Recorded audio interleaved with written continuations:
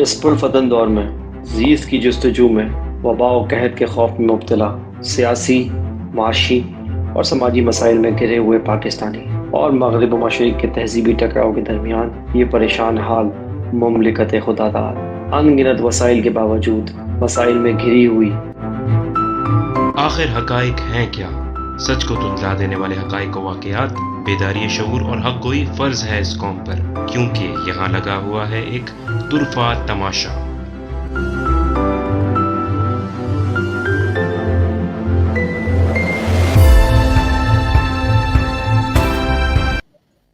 बिस्मिल्लाहिर्रहमानिर्रहीम, अस्सलाम वालेकुम। मेरा नाम है अहमद जलील और आप देख रहे हैं इस वक्त तुरफ़ा तमाशा। तुरफ़ा तमाशा की आज एपिसोड है 97। उम्मीद करता हूँ बिल्कुल खैरियत से होंगे, ठीक ठाक होंगे, अपनी अपनी ज़िंदगी में बहुत कुछ अच्छा कर रहे होंगे। प्रोग्राम में आगे बढ़ने से पहले मैं वेलकम करना चाहूँगा हमारे शो के एनालिस्ट, हमारे दोस्त सैयद सलमान शाह को अपने शो में। अस्सलाम वालेकुम सलमान भाई and welcome to the show. वालेकुम अस्सलाम अहमद, बहुत बहुत शुक्रिया। जी जनाब, तो आप हमें देखते हैं हर वीक पे हमारी कोशिश होती है कि हम आपके साथ एक राब्ता बहाल करें और कोशिश करें कि जो सिलसिला हमने शुरू किया इतने सालों पहले, तकरीबन 2 साल पहले, तो उसको हम कंटिन्यू कर सकें और आपके साथ हम जो है इनसाइट्स शेयर करते हैं चीज़ों के हवाले से। और सलमान भाई माशाल्लाह काफ़ी निगाह रखते हैं चीज़ों पे। तो आज का प्रोग्राम में आगे बढ़ने से पहले जो हमारे मेन टॉपिक है उसको कवर करने से पहले मैं इजहार ताज़ियत करना चाहूँगा हमारे मुल्क की 2 बड़ी मुमताज़ शख्सियात जो इस जहान फ़ानी से कूच कर गई हैं। सबसे पहले मैं नाम लेना चाहूँगा ज़िया मुइनुद्दीन साहब का, जो कि एक बहुत बड़ा नाम थे। उर्दू और इंग्लिश ज़बानों पे अबूर हासिल था उन्हें और उनका एक आर्ट जो था वो बहुत ही अलग था, बहुत कल्चर्ड आदमी थे वो और एक उन्होंने ज़माना गुज़ारा। उसके साथ-साथ जो दूसरी हमारी बहुत बड़ी शख्सियत जो इस जाने-फ़ानी से कूच कर गई, उनका नाम है अमजद इस्लाम अमजद। तो अमजद इस्लाम अमजद जो एक बहुत बड़े शायर थे और बहुत गहरी उनकी वसअत वाली निगाह थी चीज़ों के ऊपर। तो अल्लाह ताला उन दोनों शख्सियात को जवार रहमत में जगह अता फ़रमाए और इनके लवाहिकीन को सब्र जमील अता फ़रमाए। पाकिस्तान के लिए हमने देखा कि बहुत बड़ा ये खला जो है वो पैदा हो गया है इन दोनों शख्सियात के जाने की वजह से। और हम अक्सर ये चीज़ गुफ्तगू करते हैं सलमान भाई से भी आपस में हम जब डिस्कशन कर रहे होते हैं, तो हम देखते हैं कि अब इस खला को पुर करने वाला कोई और शख्सियत रही नहीं, जो हीरे अच्छे बड़े लोग जिनकी गिरा कदर खिदमात हैं हमारी उर्दू ज़बान के लिए और लिटरेचर के लिए, आर्ट के लिए, एजुकेशन के लिए। उनका जो है वो समझ लीजिए कि एक फुकदान होता जा रहा है, क्योंकि ज़ाहिर है ये दुनिया जो है वो आर्ज़ी है और हम सबको एक ना एक दिन चले ही जाना है इस दुनिया से। तो ज़ाहिर है जब अब पुराने लोग चले जाते हैं तो उनकी जगह नए लोग ले लेते हैं, लेकिन अब ऐसा लगता है कि दूर-दूर तक इन बड़ी शख्सियात का जो है वो कोई भी सानी नहीं है, कोई जिसे कहना चाहिए कि कोई मुतबादिल नहीं है हमारे पास। तो क्या कहिएगा सलमान भाई कि इन शख्सियात के मुतालिक जो इस हमारे मुल्क से अब रुखसत हो गई हैं और इनका खला कौन पुर करेगा? जी। जी, अस्सलाम वालेकुम अहमद, बहुत बहुत शुक्रिया। जी, बिल्कुल आपने वजह कहा कि ये जो शख्सियात हैं, अब इनका जो खला है वो तो पूरा होने वाला है नहीं, और एक-एक करके हमारी जितनी भी अदबी शख्सियात हैं, आप देख रहे हैं कि वो एक-एक करके जो है उनका इंतकाल हो रहा है। और जो सबसे ज़्यादा अफ़सोसनाक बात ये है कि उस खला को पुर करने वाला दूर-दूर तक आपको कोई नज़र नहीं आता। अमजद इस्लाम अमजद साहब, जैसे आपने बात किया कि बहुत बड़े शायर थे, सब जानते हैं उनको, इंडिया में भी जानते हैं उनको, जहाँ-जहाँ उर्दू ज़बान बोली जाती है उनको लोग जानते हैं। और ज़िया मोइनुद्दीन साहब, मुझे याद है कि ज़िया मोइनुद्दीन साहब ना सिर्फ़ हमारी बचपन में जो हमारी हम डॉक्यूमेंट्रीज़ वग़ैरह सब देखते थे, उनके ऊपर बैकग्राउंड में उनकी वॉइस होती थी, वॉइस ओवर होता था। और चाहे वो ज़ियारत दिखाई जा रही हों इराक़, शाम की, और मदीने के बारे में बात हो रही हो, चाहे उर्दू शायरी के हवाले से वो इंट्रोड्यूस करा रहे हों। रिसेंटली हम जो बज़्म इक़बाल के नाम से भी एक पेज रन करते हैं, उसमें भी मैंने लास्ट टाइम जो 9 नवंबर को लगाई थी, तो उसमें शिकवा जवाब शिकवा इन्हीं की आवाज़ में लगाया था, अल्लामा इक़बाल का। तो अगर आप वो सुन भी लेंगे तो आप जो है वो आपके जो है वो रोंगटे खड़े हो जाएँगे कि किस तरीके से एक तो कलाम में जो है वो तासीर, ऊपर से फिर पढ़ने वाला।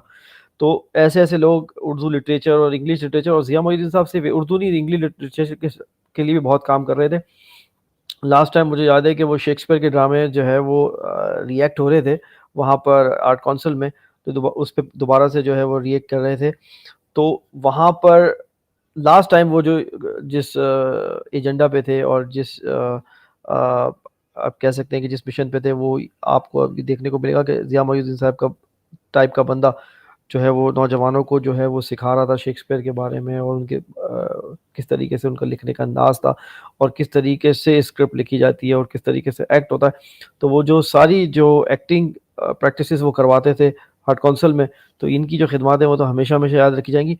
प्रॉब्लम ये है पाकिस्तान का कि जो खलब एक दफ़ा बन जाता है किसी का भी, वो पुर करने वाला कोई नहीं है। हमारा सबसे ज़्यादा हमारा दुख ही है, और नज़र भी नहीं आता दूर दूर तक।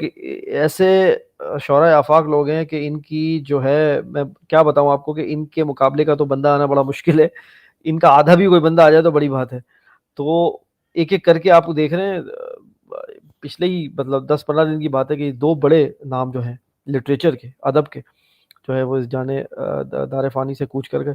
इन्ना लिल्लाहि व इन्ना इलैहि राजिऊन। अल्लाह ताला इन्हें गनी की रहमत करे, और हमारे नौजवानों को जो है वो इनसे सीखने की तौफीक अता फरमाए, क्योंकि आजकल सोशल मीडिया का दौर है। अगर इंसान चला भी जाता है तब भी आप जो है उनकी पुरानी वीडियोस निकाल कर उनसे सीख सकते हैं।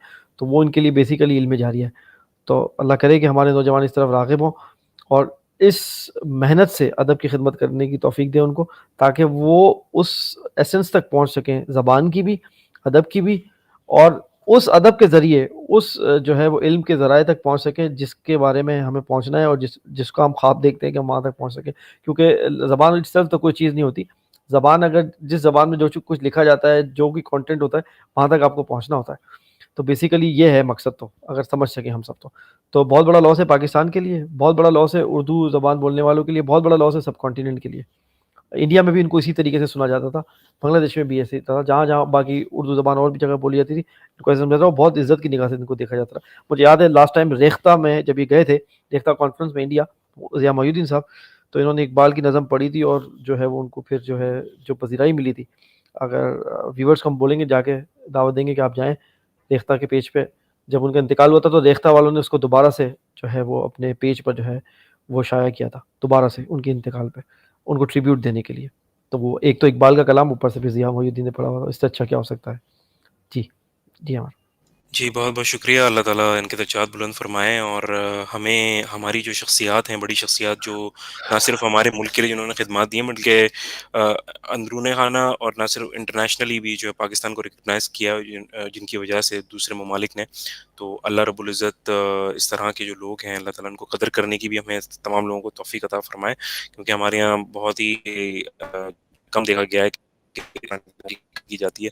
वो जब तक दुनिया में होते हैं जब तक तो सही है, लेकिन उनके जाने के बाद जो उनको भुला दिया जाता है। तो अल्लाह करे कि इन दोनों शख्सियात के साथ इस तरह का कोई मामला नहीं हो। अच्छा सलमान भाई, थोड़ा-सा मूव करेंगे हमारे जो आज का टॉपिक है उस हवाले से, और आज के टॉपिक जो हमें 2-3 टॉपिक्स कवर करने हैं, क्योंकि करंट अफेयर्स के हवाले से इंटरनेशनल पॉलिटिक्स, नेशनल पॉलिटिक्स, जो इकोनॉमिकल सिचुएशन है, उन तमाम तर चीज़ों में बहुत सारी जो है चीज़ें हो रही हैं, और क्योंकि एक प्रोग्राम है उसके अंदर हम सारी चीज़ें तो कवर नहीं कर सकते, लेकिन मेरी फिर भी कोशिश होगी कि आज ज़्यादा से ज़्यादा हम टॉपिक्स कर सकें और उस मुतालिक बात कर सकें, क्योंकि ये सारी चीज़ें आपस में मुझे ऐसा लगता है कि इंटरलिंक्ड हैं। तो मैं स्टार्ट करूँगा कि पिछले दिनों एक मिनी बजट पेश किया गया, जो करंट हमारी जो गवर्नमेंट है, मैं उसे गवर्नमेंट कहूँगा या बहरहाल एक मज़ाक ही है, तो वो उन्होंने एक मिनी बजट पेश किया है, जिसके अंदर बहुत सारी सजेशंस और दी गई हैं, बहुत सारे नए टैक्सेस लगा दिए गए हैं, जीएसटी जो है 17% से बढ़ा के 18% कर दिया गया है। तो इस पे तो महंगाई का तूफान एक बर्पा होने वाला है। गैस की कीमतें इतनी बढ़ गई, इलेक्ट्रिसिटी की कीमतें बढ़ गई हैं, और ये बढ़ाए जा रहे हैं चीज़ें, उनसे कोई चीज़ कंट्रोल नहीं हो रही। डॉलर की परवाज़ देख रहे हैं आप, आपने जिस तरह से कहा था कि इकोनॉमिक हिटमैन है, और ये एक कन्विक्टेड मुजरिम है, और इन्होंने आके जो है वो वज़ारत ख़ज़ाना का कलमदान सँभाल लिया और अब मिनी बजट पेश कर रहे हैं वो।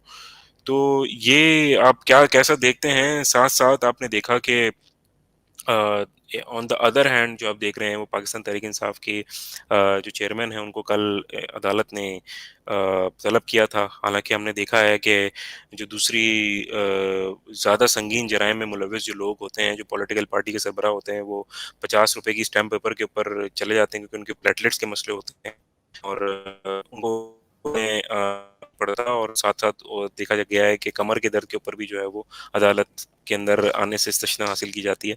तो हुँ। ये आप देख रहे हैं, एक तरफ ये हाल है कि अवाम को, जो पिसी हुई अवाम है, उसको मज़ीद पीसा जा रहा है मिनी बजट की सूरत में, और साथ-साथ जो है वो खान साहब के साथ इस तरह के मामलात हैं, जो पाकिस्तान तहरीक-ए-इंसाफ अनडाउटेडली जो है इस वक़्त पाकिस्तान की सबसे बड़ी सियासी जमात है, सबसे पॉपुलर सियासी जमात है, सबसे पॉपुलर लीडर है इमरान खान।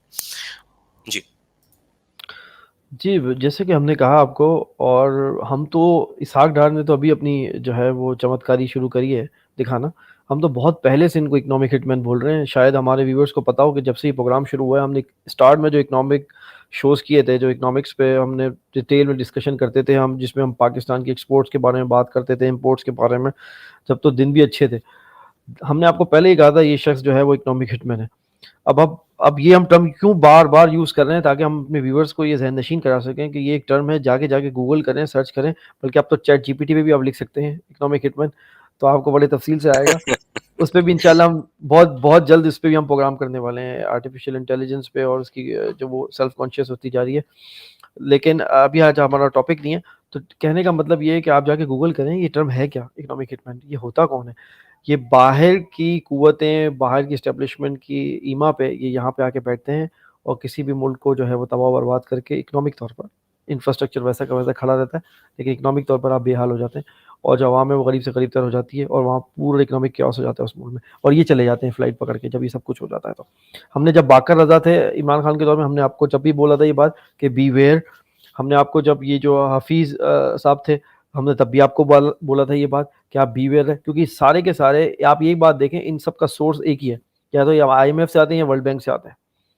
जो बंदा भी IMF और वर्ल्ड बैंक को सर्व कर चुका हो, और उसके बाद आगे वो पाकिस्तान को सर्व करने की बात करता हो, याद रख लें ये साइन है कि वो पाकिस्तान को तो सर्व नहीं कर रहा, वो किसी और को सर्व कर रहा है।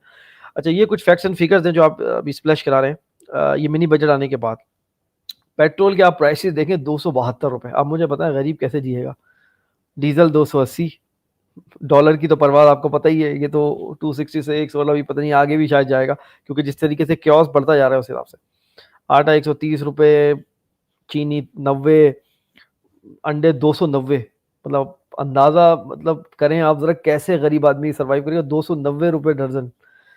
चिकन 579 आप बोल रहे हैं, इससे भी आगे 600 से भी ऊपर जी, चली गई है। बिक रही है, चली गई है, ठीक है ना, एज वी स्पीक। तो कहने का मतलब ये है कि हमारे ये अगर हम मेन ये देखें, हम प्राइस लिस्ट, कैसे गरीब गुजारा करेगा। तनख्वाह वही है 25-30 हज़ार रुपए, 40 हज़ार रुपए, ये भी मैं आपको ज़्यादा बोल रहा हूँ, कहीं तो इतनी भी नहीं है। तो उसमें कैसे आप बजट बना के दिखाएं मुझे, आप उसके घर का किचन का बजट बना के दिखाएं, नहीं बना सकते आप। किसी को एहसास है इस बात का कि पाकिस्तान का कितना नुकसान हो रहा है हर गुजरते दिन के साथ। हम आपको पहले दिन से बोल रहे हैं, जब तो ये रजीम चेंज ऑपरेशन नया नया हुआ था, मैं आपको क्या बोल रहा था, इसका एक एक दिन भारी होगा। हम प्रोग्राम निकाल के अपने व्यूअर्स को दोबारा दिखा सकते हैं। हमें उस वक्त इस बात का इदराक था कि ये क्या होने वाला है, और इकोनॉमिक तौर पर ये जो मामला होगा। हमने एक 14 अगस्त को भी प्रोग्राम किया था, आपको याद होगा, जब सब हम बात कर रहे थे पॉलिटिक्स की, और मैं उसका उस वक्त बार बार एक बात पे जो है वो स्ट्रेस दे रहा था, एम्फेसाइज कर रहा था कि प्रॉब्लम इकोनॉमिक है। अब आप आगे वहीं खड़े हो गए हैं। मसला आपका इकोनॉमिक है। मसला है कि गवर्नमेंट अब कोई भी आती है, मसला आपको ये है कि गवर्नमेंट कोई भी आती है, आप जो है IMF और वर्ल्ड बैंक के शिकंजे में। और पाकिस्तान का हाल ये जो आपने पिक्चर अभी जो आपने स्प्लैश कराई है, ये ऐसा हाल है कि पाकिस्तान एक शेर है मतलब, लेकिन क्योंकि उसकी हालत ऐसी कर दी है इन्होंने सबने नोच नोच के, तो गिद्ध भी जो है ना, सारे गिद्ध जमा हो गए हैं इसके गिर्द, और इंतजार कर रहे हैं, बैरूनी हो चाहे अंदरूनी दुश्मन हो, और सहूलतकार जो अंदर से मिले हुए, वो सब वेट कर रहे हैं कि ये प्रॉपर तौर पर डिफॉल्ट हो जाए, ताकि जो है इनके मजे आ जाए। तो कहने का मतलब ये कि पाकिस्तान में वो सारी सलाहियतें मौजूद हैं, आज भी हमारा बिलीव है, सब कुछ मौजूद है, लेकिन चूंकि अंदरूनी और बैरूनी और सहूलतकार जो अंदर से मिले हुए, ये सब मिलकर पाकिस्तान को जो है, पाकिस्तान की तबाही की दर पे। हमें समझ में नहीं आ रहा कि रियासत से जो इदारे सिंसियर हैं, वो ये तमाशा कब तक देखेंगे। मेरा सवाल सिंपल ये है कि चलो सियासतदान जो करप्ट हैं, जो इकोनॉमिक हिटमैन है, वो बाहर से आए हुए हैं, ठीक है भाई, इधर जो ये दम भरते हैं हर दम कि हम रियासत की हिफाजत के लिए हैं, हमारा काम रियासत की हिफाजत करना है, चाहे वो जुडिशरी हो, चाहे वो फौज हो, चाहे वो ब्यूरोक्रेट हो, जो भी हो, जो ये समझते हैं कि वो पाकिस्तान के लिए काम करते हैं, वो ये तमाशा कब तक देखेंगे? पाकिस्तान को हर गुजरते दिन के साथ आप डूबता हुआ देख सकते हैं, मैं तो नहीं देख सकता, आप तो नहीं देख सकते, एक आम आदमी तो नहीं देख सकता। तो ये कैसे देख सकते हैं? ये तो टैक्स पेयर के पैसों पे पल रहे हैं सारे। ये कैसे देख रहे हैं ये तमाशा? मेरे तो ये बात समझ में नहीं आई। अमर, या आप किसी बाहर जाके, पाकिस्तान से सिर्फ बाहर निकल के आप किसी भी मुल्क में जाके आप ये हालत बताओ कि भाई ये हालत है, और जो इदारे हैं जिनका काम है, जिन्होंने ओथ लिया हुआ है पाकिस्तान को सर्व करने का, वो तमाशा देख रहे हैं ऐसी हालत में पाकिस्तान का। पाकिस्तान को श्रीलंका बनते देख रहे हैं। मतलब कोई मानेगा नहीं, कोई यकीन करने को तैयार नहीं है ये बात कि यार ऐसा भी हो सकता है कि इदारे खड़े हुए हों और तमाशा देख रहे हो, बल्कि क्या कर रहे हो, उस जलती पे तेल का काम कर रहे हो। और हाल ये है कि अनवर मकसूद साहब ने बिल्कुल सही नक्शा खींचा है। रिसेंटली उन्होंने वो तकरीब में थे, उन्होंने कहा कि पड़ोसी मुल्क में पठान एक मूवी रिलीज हुई है और वो रिकॉर्ड पे रिकॉर्ड तोड़े जा रही है, उन्होंने कहा। और पाकिस्तान में पठान पे एफआईआर हुई जा रही है। ये फर्क है। बिल्कुल। स्पॉट ऑन उन्होंने बात की है। तो कहने का मतलब हमारी प्रायोरिटीज किधर चली गई भाई? कहाँ पर वो प्रायोरिटीज हैं? एक इलेक्शन की डेट नहीं हो पा रही, सारा तमाशा यही चल रहा है ना। और आप मुझे बताएं, हर गुजरते दिन के साथ हम विंडिकेट नहीं हो रहे? हमें अफसोस हो रहा है कि हम विंडिकेट हो रहे हैं। मैंने आपको क्या बोला था कि इमरान खान साहब को ये उलझाते चले जाएंगे। आज कल उनको जबरदस्ती पेश करवाया। वो बंदा जो 50 रुपए का, जो आपने तमीज में बात करी, 50 रुपए का जो स्टैम्प पेपर पे साइन करके गया हुआ, उसको कोई नहीं पूछ रहा, जिसने अरबों रुपए की करप्शन की है। और वो बंदा जिसकी टांग पे गोलियां लगी हुई, उसको अदालत बोल रही है हम 5 बजे तक रुक रहे हैं, हम 7 बजे तक रुक रहे हैं, आप पेश करो, पेश करो, पेश करो। ये क्या तमाशा हो रहा है? ये आपके सामने, मेरे सामने, आंखों के सामने हो रहा है। तुरफा तमाशा है सलमान भाई, बिल्कुल। देखिए, अब 2 साल पहले हमने दूर अंदेश होके ये नाम रखा था कि ये तुरफा तमाशा है भाई। ये कोई नॉर्मल तमाशा नहीं है, ये तुरफा तमाशा है। ये अजीबो गरीब सिस्टम है, अजीबो गरीब निज़ाम है जो हम देख रहे हैं। और ये अल्लाह करे कि जल्दी से ये तुरफा तमाशा खत्म हो, हम भी नाम चेंज कर देंगे फिर सबने इंशाल्लाह वो बस। वक्त आएगा, हमें बहुत ज्यादा खुशी होगी अगर ये तमाशा खत्म हो गया और हमें अपने प्रोग्राम का नाम चेंज करना पड़ा, तो हम जरूर चेंज बिल्कुल, करेंगे। बिल्कुल। और मेरे अक्सर दोस्त भी ये बात करते हैं कि यार आपकी आइडिया कहाँ से आया था? मैंने बोला देखो यार, उस वक्त हमने जो असेसमेंट की थी, तो हालांकि उस वक्त तो इमरान खान की गवर्नमेंट थी, फिर भी जो हमने असेसमेंट की थी आपके निज़ाम की, उसका उससे ये एक ही एक ही फ्रेज सामने आ रहा था हमारे कि ये अजीब तमाशा लगा हुआ है, हर बंदा अपनी डायरेक्शन में। तो कहने का मतलब ये है। और दूसरी बात, आपने इसके साथ मिनी बजट के साथ एक और बात जो अटैच की, ये तो इकोनॉमिक हिटमैन हरामी बना कर रहे हैं, जो आपको पता ही है सब कुछ। मैं आपको बता रहा हूँ कि उसके साथ साथ पीटीआई की जो पॉलिसी है वो कंप्लेसेंट है। मैं आपको बता रहा हूँ पहले से ही, वो इतनी कंप्लेसेंट पॉलिसी है कि इमरान खान जो है एक दलदल में फंसते चले जा रहे हैं। उनको अदालत बुला रही है, अभी फिर उनको तलब कर लिया नैब ने। अच्छा, नैब एक्टिव हो गई है। नैब ने एक्टिव होते के जी। साथ ही क्या किया, ये वाले जो है ना, ये केसेस निकालना शुरू कर दिए, तोशा खाना, ये वो, को पकड़ने के चक्कर में। अच्छा, इमरान खान साहब की मैं क्यों बोल रहा हूँ कंप्लेसेंट स्ट्रेटेजी? उन्होंने कल से जेल भरो जो है वो तहरीक शुरू कर दी है। अब मुझे लेकिन एक यहाँ बात पर एक बता। चीज काबिल जिक्र है सलमान, ने कथा कलामी के लिए माजरत खाऊं, आफ्ताब सुल्तान साहब हैं जो कि चेयरमैन नैब है, उन्होंने तो ऑर्डर्स देने से इनकार कर दिया और रिजाइन दे दिया उन्होंने तो। अब देखें, ऐसे हैं ना लोग, हक गोई करने वाले। देखें ना, मैं यही तो कह रहा हूँ। अच्छा, मुझे बताओ, आफ्ताब सुल्तान की मैं भी सुन रहा था। अब मुझे बता, अगर सब आफ्ताब सुल्तान बन जाए तो जी। क्या हम यही बात नहीं कर रहे थे आपको? बिल्कुल ऐसी है। सिविल नाफरमानी। भाई मैं कोई गलत ऑर्डर नहीं मानूंगा, ऐसा ही है ना? जी। सिविल नाफरमानी। मैं यही तो हम बात कर रहे हैं आपको कि आप मतलब जुल्म के निजाम के साथ कैसे शरीक हो सकते हो? अगर आप में अंदर जरा सी भी रमक बाकी है ईमान की, जरा सी भी आप में ईमानदारी बाकी है, आप जुल्म के निजाम के साथ कैसे खड़े हो? भाई ये नौकरियां आने जाने वाली हैं, ये सब कुछ आने जाने वाला है। मुल्क को कौम की खिदमत है। दूसरी बात, उम्मा से आप मुल्क को कौम और उम्मत से आप जो है वो कर रहे हो, बगावत कर रहे हो। और दूसरी बात, ऊपर तो अल्लाह ताला को जवाब देना ही देना है। कहीं भी आप बच जाओ, ऊपर तो आपने जवाब देना ही देना है मेरे भाई। वहां तो नहीं बच सकोगे आप। कि जो आप गद्दारी कर रहे हो गलत बात मान के, तो आफ्ताब सुल्तान तो एक मसले राह बन गया ये काम करके। तो बाकी लोग को भी फॉलो करना चाहिए कि यार गलत देख रहे हैं कि वो अरबों रुपए की करके भागे हुए हैं। अरे मान भी नहीं रहे, जिस घर में रह रहे हैं उसको मान भी नहीं रहे कि ये हमारा है, फिर भी रह रहे हैं उसमें बेगैरती से। मतलब बेशर्मी बेगैरती की भी कोई लिमिट होती है। और आपका वजीर दिफा खड़े होकर बोल रहा है कि मुल्क डिफॉल्ट कर दिया, उसको तो सबसे जी। पकड़ के जेल में कर देना चाहिए। ऐसा कोई बोलता है? मनसब पे बैठा हुआ वफाकी वजीर। अहमद, ये दुनिया में कहीं नहीं होता। आपने और मैंने भी हिस्ट्री छानी है दुनिया की, इस्लामिक हिस्ट्री। कभी आपने इस तरह के वाकया सुने? एनिमी विद इन इस नहीं, कभी भी नहीं हुआ ऐसा, तो कभी भी नहीं हुआ। जाफर मीर सादिक भी कोई कोई जो है मुनाफिकत करते थे, मतलब मुंह पे तो नहीं बोलते थे वो भी। ये तो खड़े होके बोल रहे हैं सामने कि डिफॉल्ट कर गया। यानी इसका मतलब क्या है कि जो बचा कुछ डॉलर भी है वो भी लेके भाग जाए लोग, इन्वेस्टर। जी। ये मतलब तो कोशिश कर रहे हैं कि जिस हद तक पाकिस्तान को नुकसान पहुँचाया जा सके, जिस पहुँचा दें, जब और तक मैंने लोगों से। मैंने और मैंने पिछले हफ्ते ट्वीट भी की थी कि मैं आपको स्पॉइलर अलर्ट दे दूं, होने क्या जा रहा है। जब आप बिल्कुल डिफॉल्ट पे चले जाएंगे तो आपकी न्यूक्लियर प्रोग्राम को रोल बैक करने की बात होगी कि भाई आप रोल बैक कर दें, फिर हम आपको बेल आउट देंगे। आप उसके अलावा आपको बेल आउट नहीं मिलने जी। वाला। आज मैं देख रहा था पाकिस्तान के रिजर्व जो हैं वो 4 अरब के करीब रह गए, 4 अरब के करीब। आपको पता है इंडिया के रिजर्व्स कितने? 550 बिलियन से ज्यादा है। 550 बिलियन से ज्यादा है इंडिया के रिजर्व्स, यूएस डॉलर में, बिलियन में। और अभी इंटरनेशनल एटॉमिक एनर्जी एजेंसी जो है, उसके जो चेयरमैन थे, वो भी आए थे पाकिस्तान आ किसी गए, हवाले से। आ गए, वो जी। आना शुरू हो गए। मैंने देखा कि कुछ रोस्टाइल फैमिली के लोग भी आए हैं। ये कुछ अजीब व गरीब जी। डेवलपमेंट्स हो रही हैं, आप नजर रखें इस पे। अजीब व गरीब डेवलपमेंट हो रही है, रोस्टाइल फैमिली के कुछ लोग भी आए हैं। और ये ऐसे नहीं आते, ये लोग आने का मतलब है कि कुछ ना कुछ जो है वो खिचड़ी पकड़ी है पीछे। मैं आपको अमर बता रहा हूँ, हमें लोग कॉन्स्पिरेसी थ्योरीज बोलते हैं, बाद में जाके जब वो सही प्रूव होता है तो उसके बाद फिर वो मुंह छुपाते फिरते हैं सारे। कहने का मैं मतलब ये है कि मैं आपको बता रहा हूँ, स्पॉइलर अलर्ट, ये सब कुछ गेम उस तरफ ले जाया जा रहा है कि आपको अब बेल आउट हम जब देंगे जब आप अपना न्यूक्लियर प्रोग्राम रोल बैक करेंगे। बस खत्म हो गया, आपके न्यूक्लियर दांत तोड़ने हैं उन्होंने। उसके बाद तो आपको वो ऐसे खाएंगे नोच के जैसे अभी आपने फ्लैश कराई थी तस्वीर, वो वेट कर रहे हैं। आप शेर हो लेकिन आपको वेट कर रहे हैं, जैसे आप मर जाओगे उसके बाद तो खत्म है ना। उसके बाद तो नोच नोच के खा जाएंगे आपको, न्यूक्लियर दांत तोड़ने के दर पे। वो अल्लाह ताला होने नहीं देगा। और डिवाइन इंटरवेंशन होगी, वो हमेशा से हम बात करते हैं, देखेंगे कैसे होगी। ये सुनने वालों को हम सब बोल रहे हैं, देखते जाएं ये कैसे होगी डिवाइन इंटरवेंशन में, हम आपको दिखाएंगे कि डिवाइन इंटरवेंशन कैसे होगी। मसला ये है कि अल्लाह ताला के तरीके जो है ना वो बहुत मिस्टीरियस है। या तो बाहर से जो है वो इन्वेजन होगी, उसके नतीजे में ये कौम उठेगी और सफाई होगी, या अंदर से कुछ जो है वो फटेगा लावा।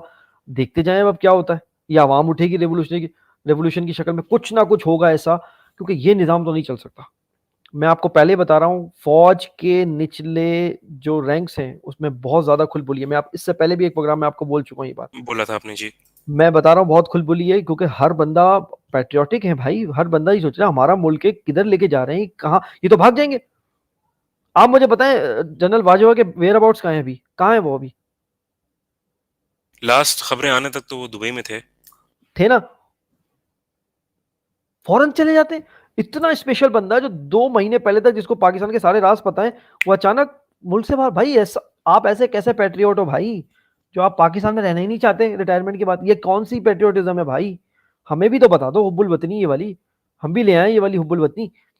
कि अमेरिका में बैठे रहे और वहां से बस बोलते रहे हाँ भाई पाकिस्तान पाकिस्तान पाकिस्तान। ये कौन सी हुब्बुल वतनी है मेरे भाई? और आप तो, आम पाकिस्तानी तो बेचारा कमाने जाता है और वो रेमिटेंस ही भेजता है। आपके तो यहीं मजे लगे हुए हैं, डिफेंस में हजारों गज के आपके प्लॉट होते हैं। आप थोड़ी कोई मिडिल क्लास या लोअर मिडिल क्लास या कमाने के लिए पाकिस्तान से बाहर जाते हो, आप तो पाकिस्तान में रहो।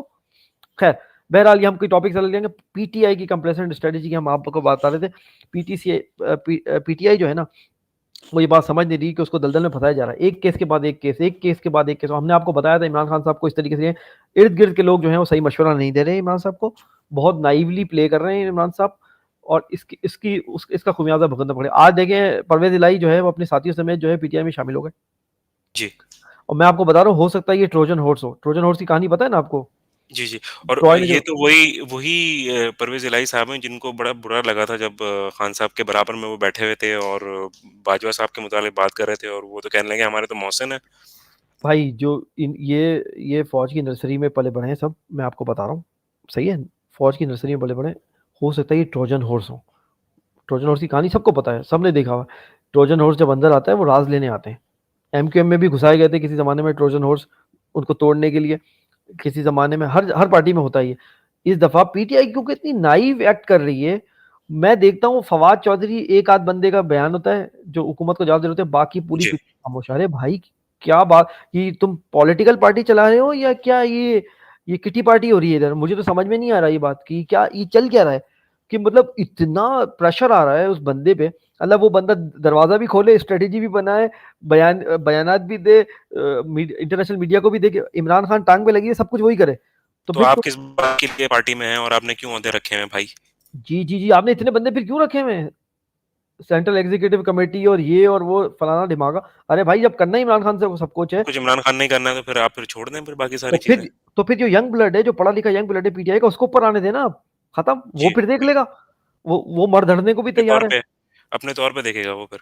अपने तौर पे भी देखेगा। और ये फिर बोल रहे हैं कि ये कल से शुरू कर रहे हैं जेल भरो तहरीक। मैं आपको बता रहा हूँ कि हो सकता है ये फेल्ड स्ट्रेटजी हो। और आइडिया ये है कि ये इमरान खान साहब को प्रोवोक कर रहे हैं कि वो गिरफ्तारी दें। और मैं बता रहा हूँ गिरफ्तारी इमरान खान की क्यों इतनी क्रिटिकल और डेंजरस है। मैं आपको बता रहा हूँ आजकल का वो दौर नहीं है, ये 1901 में नहीं रह रहे आप। आपको हल्का सा केमिकल सुंघाया जा सकता है जिसके इसका असर 1 महीने बाद आ सकता है। आपको कोई सुई चुबा दी जाए हल्की सी और उसके अंदर वो जहर हो सकता है। आपको और बहुत 10 तरीके की चीजें की जा सकती हैं जिसका इफेक्ट बाद में आए, और उसके बाद आप एक लीडर खो देंगे। भुट्टो के बाद बड़ी मुश्किल से आपको एक लीडर मिला। भाई आप ऐसे मेरा कहने का मतलब है आप इतनी वल्नरेबल स्टेट में क्यों जा रहे हैं? आप अपने आप को क्यों हवाले कर रहे हैं किसी, जबकि आपको पता है पंजाब पुलिस कुछ भी कर सकती है। और अभी तो सारे वो लाके बंदे बिठा, और हो सकता है पंजाब पुलिस के भेस में कोई और लोग हो जो ये काम कर रहे हो, आपको तो यू नहीं नेवर पता। No. You never know. Pakistan में तो कुछ भी पॉसिबल है। हमारे सामने हम विटनेस है बहुत सारी चीजों की, बहुत सारी ऐसी चीजें हुई हैं जो कहीं नहीं होती। तो क्यों ठीक है अपने कारकुनों को आप जेल भरो की करें, आप खुद मत करें ये काम। आप बाहर तो बैठ के कोई लीड करने वाला हो। मीनवाइल सदर ने अनाउंस कर दिया इलेक्शन, वो शुरू। अच्छा आप इलेक्शन कमीशन की सुने आप। इलेक्शन कमीशन ये बोल रहा है सदर के खत के जवाब नहीं दे रहा, वो कह रहा है कि जो वर्डिंग यूज की है खत में वो वो सही नहीं है, नामुनासिब। हमें हमें अरे बुरा लग गया। यार जाए अहमद, हम आपसे नहीं ऐसा बोलते। ऐसा लग रहा है कि बंदा सर जाके कहाँ मारे, कौन सी दीवार पे जाके सर मारे ये सब कुछ सुन के। ये तुरफा तमाशा स्क्वायर है ये तुरफा तमाशा नहीं, तुरफा तमाशा स्क्वायर है। ये नॉर्मल तुरफा तमाशा, ये तुरफा तमाशा स्क्वायर कर रहे हैं ये। सारे डिलेइंग टैक्टिक्स हैं इलेक्शन को आगे ले जाने के, और कोई इनका नहीं है। और वो आपको पता है एस्टेब्लिशमेंट का वो जो एक सेगमेंट है, मैं पूरा नहीं बोल रहा, एस्टेब्लिशमेंट का एक सेगमेंट मिला हुआ है इनसे, वो इनसे सब कुछ करवा रहा है, इनको धक्के दे रहा है, इनको ये नहीं पता। और आवाम का भी सब्र का इम्तिहान हो रहा है। क्यों? क्योंकि पीटीआई की स्ट्रेटेजी कंप्लेसेंट है, इसीलिए आवाम का जो है वो सब्र का इम्तिहान हो रहा है। जैसे इनकी स्ट्रेटेजी कंप्लेसेंट से एग्रेसिव में आ जाएगी, आप देखोगे आवाम अभी से पीछे कर। अच्छा इमरान खान से एक दफा बोलते हैं कि सिर्फ खबर चलती है कि यार वो जमान पार्क की तरफ पुलिस आ रही है पकड़ने, पूरी आवाम पहुंच जाती है। कोई बोलता है आवाम को क्या पहुंचो? नहीं, कोई भी नहीं बोलता। कल तो हमने इस आवाम चीज़ का देख लिया ना सर कि किस तरह का इज़हार किया गया था। मैंने तो पहले कभी इस तरह से नहीं देखा कि किसी की पेशी हो और पूरा-पूरा लाहौर जो है वो बाहर हो सड़कों पे। एक इशारे के मुंतजिर हैं, इस कंप्लेसेंट स्ट्रेटेजी से बाहर आना पड़ेगा। मैं आपको बता रहा हूँ, आप क्या समझ रहे हैं? क्या ड्राइंग रूम में बैठ के हो जाएगा सब कुछ? आपको ऐसा लग रहा है कि इतने स्टेटस को की फोर्सेस जो जकड़ी हुई है सिस्टम को, आपको क्या लग रहा है वो ऐसे ही उखड़ जाएंगी? अच्छा वो उनको पता है कि उनका इक्तदार से जाने का मतलब है अगले उनको फिर पेश होना है, उनको अदालतों में पेश होना है। फिर अगर वो इक्तदार छोड़ते हैं तो वो ऐसे ही छोड़ देंगे इक्तदार? आप खुद बताएं, ऐसे ही छोड़ देंगे वो इक्तदार? नहीं छोड़ेंगे। आपको छीनना पड़ेगा इक्तदार। इस दफा आपने लेना नहीं ट्रू। है, छीनना। और अगर आपको वो खींच के अगर छोड़ भी देते हैं, कहते हैं हाँ ठीक है एक डेट देके आपको छोड़ देते हैं, जो उनको तबाही मचानी है, अपने केसेस माफ कराने हैं, नारो 2 करवाना है, वो सब कुछ कर ही रहे हैं वो पैरेलल, वो करके उसको आप छोड़ देते हैं, उसके बाद भी वो रिफॉर्म नहीं करेंगे। उसी गंदे संदे और गले सड़े निजाम में आपको इलेक्शन कराएंगे जिसमें हंग पार्लियामेंट आने का खदशा होगा। अब आपने देखा मीनवाइल पैरेलल जो है वो एमक्यूएम को खड़ा कर दिया दोबारा से कराची में। ये क्या कर रहे हैं? ये फील्डिंग लगा रहे हैं सारी, और साइड में ये भी चल रहा है तमाशा, और इमरान खान को इन्वॉल्व भी करके रखा है। भाई जल्दी करना है, टाइम जो है वो काउंटडाउन आपका शुरू हो चुका है, जल्दी जल्दी करना है। और ये कंप्लेसेंट स्ट्रेटेजी और नहीं चलेगी। जी अमर। जी, जनाब बहुत-बहुत शुक्रिया सलमान भाई कि आपने इस हवाले से बात की। अच्छा कुछ हम अब मामला देते हैं क्योंकि वक़्त हमारे पास काफ़ी कम है। अंदरूनी सियासत के लिए हमारे पास बहुत सारी चीज़ें जो कि हम डिस्कस कर सकते हैं। शायद 2 घंटे 3 घंटे का प्रोग्राम भी कम पड़ जाए, लेकिन क्योंकि हमें कुछ और चीज़ें खित्ते के हवाले से भी देखनी हैं, तो वाटर टेररिज़्म के हवाले से सलमान भाई कुछ मामला चल रहे हैं। तो उस मुतालिक ज़रा ब्रीफली हमारे जो व्यूअर्स हैं उनको बताइएगा हाँ कि वो क्या सिलसिले हैं? जी। देखिए जी, सिंतास माहिदा हुआ था 1960 में अयूब खान के दौर में। ठीक है, उस वक्त जो है वो 6 दरिया होते थे, और 6 दरिया में से 3 दरिया का वर्ल्ड बैंक जो था उस वो आर्बिट्रेटर के तौर पे, सालिस के तौर पे उसने एक्ट किया। मतलब उसने आर्बिट्रेशन कराई बीच में इन दोनों के, क्योंकि इस पे जंगे हो सकती थी। आप वैसे ही 48 में लड़ चुके थे। ठीक है, तो उसके ऊपर ये हुआ कि 3 दरिया जो है वो उसका पानी पाकिस्तान को दिया गया, और 3 दरिया का पानी जो है वो इंडिया को दिया गया। दरिया निकलते हैं कश्मीर से। ठीक है, कश्मीर आपको पता डिस्प्यूटेड एरिया है, और मकबूजा कश्मीर आपको मालूम ही है। और उसका 370 के बाद उन्होंने स्टेटस बदल के जम कर लिया है इंडिया ने, और हम चुपचाप बैठ के हम जो है वो ड्रामे बना रहे हैं और तराने गा रहे हैं हम लोग। बस हमारा और कोई काम नहीं है, हम तराने गा रहे हैं और गाने बना रहे हैं। हम साहिर अली बग्गा को लगा देते हैं आगे कि भाई बस कश्मीर पे गाना बना दो, फला गाना बना दो, और हम समझते हैं हमारी जिम्मेदारी पूरी हो गई। इंडिया ने क्या किया, 370 लगा के पूरा जो है कश्मीर जो है वो, जिसको हम इंडियन ऑक्यूपाइड कश्मीर बोलते थे, वो जम कर लिया। दूसरा उन्होंने काम किया, डेमोग्राफिक बदली। ठीक है, पूरे इंडिया को अलाउ कर दिया वहाँ आओ ज़मीनें खरीदो, ठीक है। उससे क्या होगा, जो मुस्लिम पॉपुलेशन है वो डिक्रीज होती चली जाएगी, और फिर क्या होगा, फिर ये यूएन रेजोल्यूशन के मुताबिक एक दिन ऐसा आएगा जब ये कॉन्फिडेंट हो जाएंगे, खुद ही यूएन बोलेंगे जी जी बिल्कुल उसके मुताबिक कर दें। वो कहेंगे प्लेबिसाइड करा दो, रायशुमारी करा दो। जब रायशुमारी कराई जाएगी तो मेजोरिटी में निकलेंगे वहाँ पे जो है इंडिजीनियस जो लोग हैं वो हिंदू निकलेंगे। फिर आप बोलेंगे कि भाई ये तो देखो हिंदू मेजोरिटी एरिया, ये तो फिर हो ही नहीं सकता ना, ये तो कश्मीर बन ही नहीं सकता। तो ये सारा गेम चल रहा है, लेकिन पाकिस्तान जो है वो सत्तू पी के बैठा हुआ है, पाकिस्तान कुछ भी नहीं कर रहा। अब उन्होंने क्या किया, वो अगले एक पे गए। अच्छा, ये जो आपने फ्लैश कराया, पहले मैं ये बता दूं, ये जो है वो इंडियन एक डिफेंस एक्सपर्ट है और वो बड़ी सच्ची और खरी बात करते हैं। तो उन्होंने ये लिखा है कि अब इंडिया के पास कोई इंडिपेंडेंट सिक्योरिटी पॉलिसी नहीं रही और सारा का सारा वो अलाइन कर चुके हैं यूएस इंडो पैसिफिक स्ट्रेटेजी पे। देखें, याद रखें, ये एरिया जो है ना, पहले इंडो पैसिफिक स्ट्रेटेजी इनकी नहीं कहलाती थी। जब से इन्होंने चाइना की कर्टेलमेंट के लिए अमेरिका का साथ दिया है, तो अमेरिका ने भी इनको खुश करने के लिए स्ट्रेटेजी का नाम जो है वो इंडो पैसिफिक रख दिया है। ये आप जरा कॉन्टेक्स्ट समझते जाएं। तो वो भी कुछ ना कुछ कुछ देते हैं, कुछ लेते हैं, गिव एंड टेक।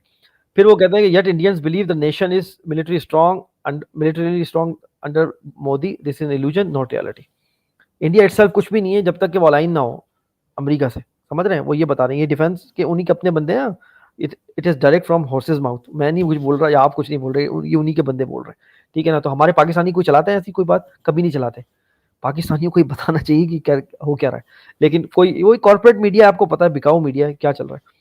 ये तो कहीं मेन स्ट्रीम मीडिया पे भी नहीं देखी होगी आपने न्यूज़ सर। नहीं नहीं, और वो इतने एरोगेंस में आए हुए हैं। मैं आपको बताऊं सर, इंडस वाटर ट्रीटी से इसको जोड़ता हूँ कि करा क्या इन्होंने, और मैं हैरान होता, मैं आपको बार बार बोल रहा हूँ, मैं हैरान होता। और वहां पे आ रहा है अब इलेक्शन का सीजन, तो मोदी को एक और दफा वो सिलेक्ट कराने के चक्कर में, और अब के मोदी नहीं, मेरी बात आज का प्रोग्राम नोट करके रख देना, मोदी नहीं, हो सकता है योगी भी आ जाए, जो यूपी का चीफ मिनिस्टर है। और अगर जी वो आ गया तो आप देखेंगे कि एक्सट्रीमिज्म आसमान को छुएगी।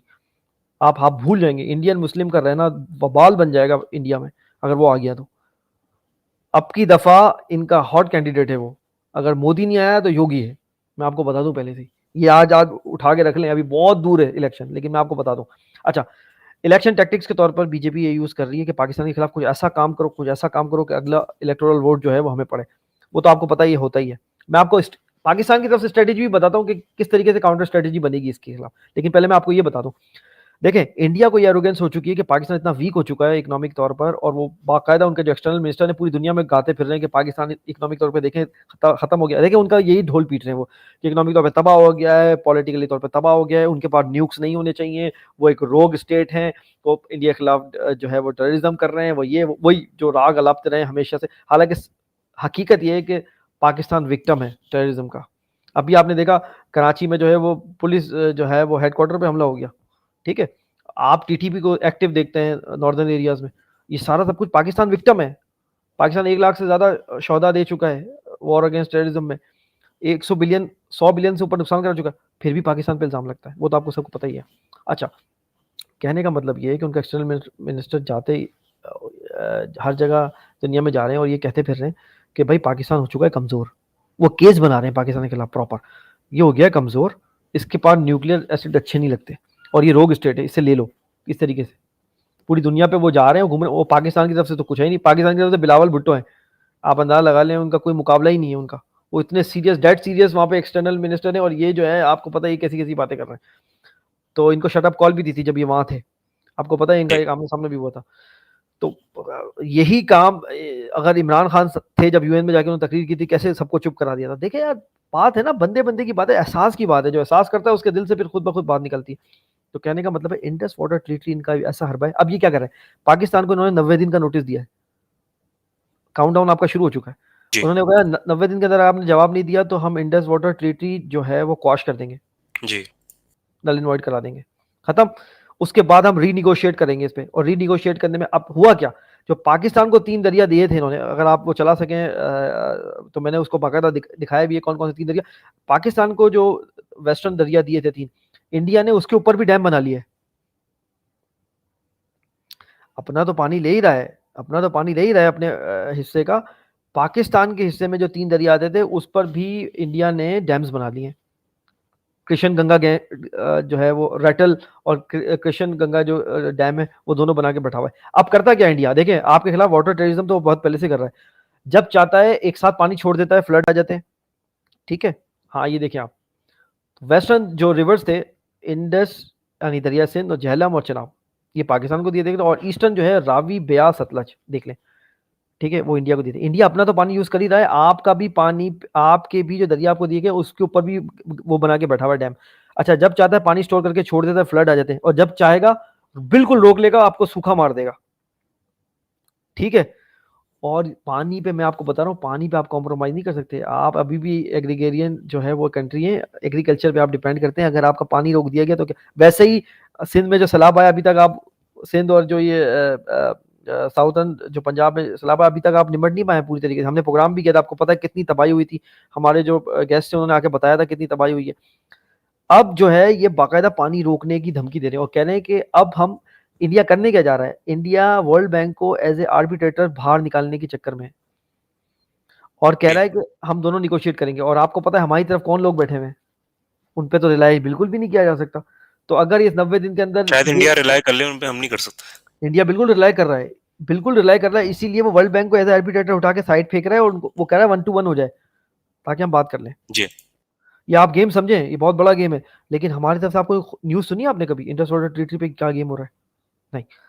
अच्छा, पाकिस्तान हेग गया है दोबारा से। अब पाकिस्तान में अगर कोई पेट्रोटिक हल्के हो, कोई इदारों में बैठे हो, तो भाई खुदा का वास्ता पाकिस्तान का केस लड़ें जाके, वरना ये वाटर टेररिज्म ऐसी चीज है, अगर पानी रोक दिया तो आपका सारा एग्रीकल्चर जो है वो आपको पता है क्या हाल होगा, और वो एकदम छोड़ दिया तो आप फिर फ्लड में आ जाओगे। और अभी आप इस काबिल नहीं हैं कि आप उससे बच सकें। और बस से क्या, और पूरी दुनिया में ढंढोरा पीट रहा है कि पाकिस्तान इकोनॉमिक जी। क्रिपल हो गया, और जयशंकर ने जाके ये बाकायदा ये बात बोली है कि भाई हमारा तो अब असर रसूख जो है वो इंडस जो आपका इंडियन ओशन, इससे जाके पैसिफिक तक जा चुका है, क्योंकि जी। अमेरिका ने उनको ये गोली दे दी है कि भाई आप तो इंडो पैसिफिक स्ट्रेटेजी का हिस्सा है। तो वो कह रहे हैं हमारा तो इन्फ्लुएंस सिर्फ इंडियन ओशन तक नहीं है, पैसिफिक ओशन तक जा चुका है। आप पता है आपको पैसिफिक ओशन कहाँ तक है? पैसिफिक ओशन का मतलब आपको पता है, वो जापान से लेके अमेरिका के दूसरे कोने तक, कैलिफोर्निया तक, ये सारा पैसिफिक ओशन है। मतलब इंडिया अपना इन्फ्लुएंस कहाँ तक बता रहा है। और यहाँ हमारा हाल ये है कि हमारे असासे सिर्फ $4 बिलियन पे रह गए हैं, एमर।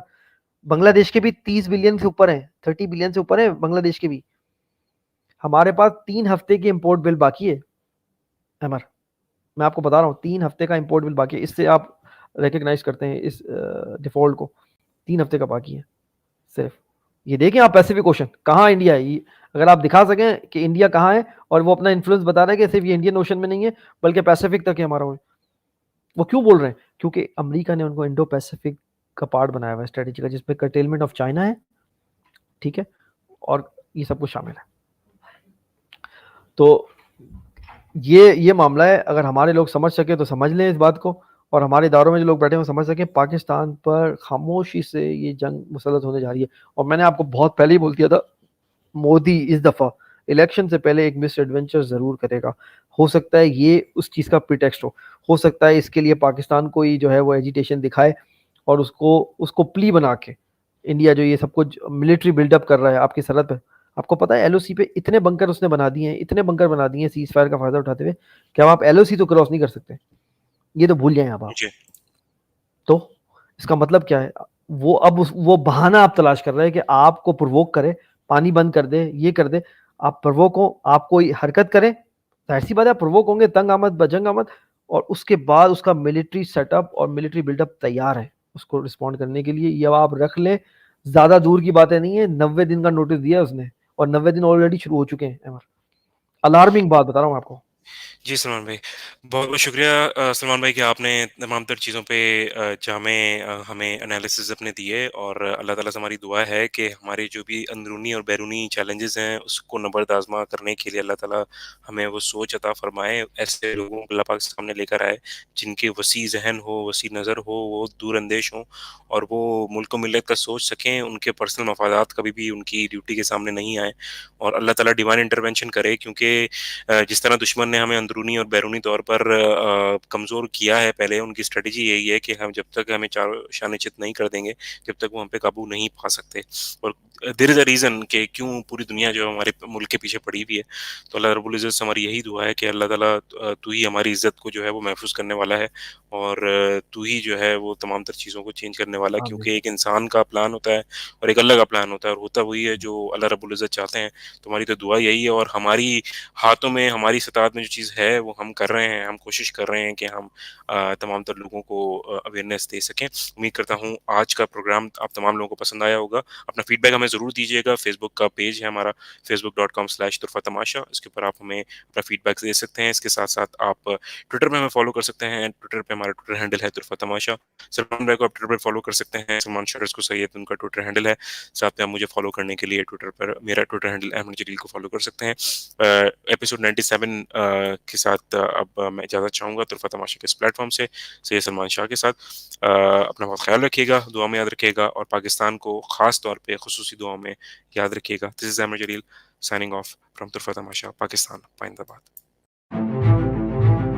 इस पुरफतन दौर में जीस की जस्तजू में वबा व कहत के खौफ में मुब्तला सियासी, माशी और समाजी मसाइल में घिरे हुए पाकिस्तानी और मगरिब व मशरिक़ के तहज़ीबी टकराव के दरमियान ये परेशान हाल मुमलिकत खुदादार अनगिनत वसाइल के बावजूद मसाइल में घिरी हुई।